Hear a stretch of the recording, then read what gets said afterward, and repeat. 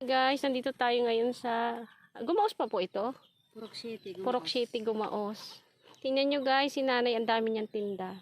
May saging, may rambutan, ampalaya, sitaw, talong, talbos, kamuting kahoy, ano po, kamuti, tsaka santon, luya.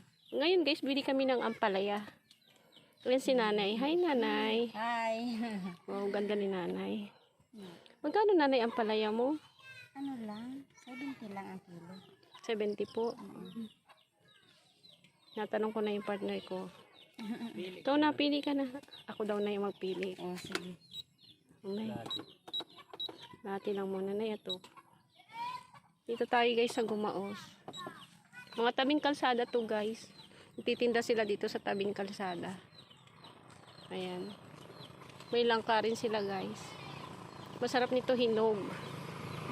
Langka. Ito naman ay saba. Sarap nito banana Q pag hinog. Ayan, may mga hinog na saba. Ganito lang guys ang buhay dito sa amin. Pwede na ba yung ano? Ano to na? Yung mga sariling tanim mo? Ito lang ang sarili ko. Yan, binili ko din yan. Ito, mga angkat na to. Yan lang mga talbos. Ito lang talaga.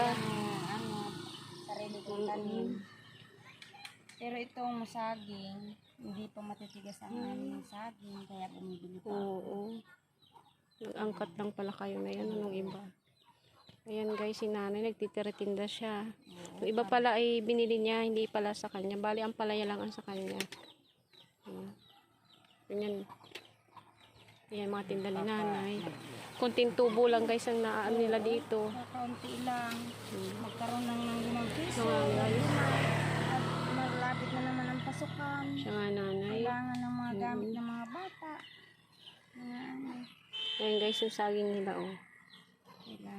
Dito yung lugar nila guys oh. Redelicia. May gabi. Ng gamit.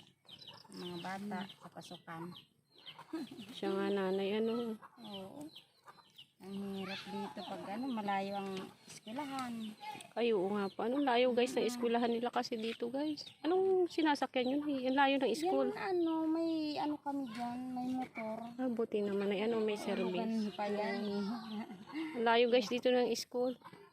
Sobrang layo. Mga ilang kilometro pa kaya na yung layo. Ano? Malayo. Doon nga, napasok ko sa Gumaos, sa sentro ng Gumaos. Siya na. Kami, nagpapaaral kami dyan na sa bayan para isang liko. Isang biyahe lang. Isang biyahe lang. Oo, layo dito ay. Lalo pag gabi dito guys, madilim.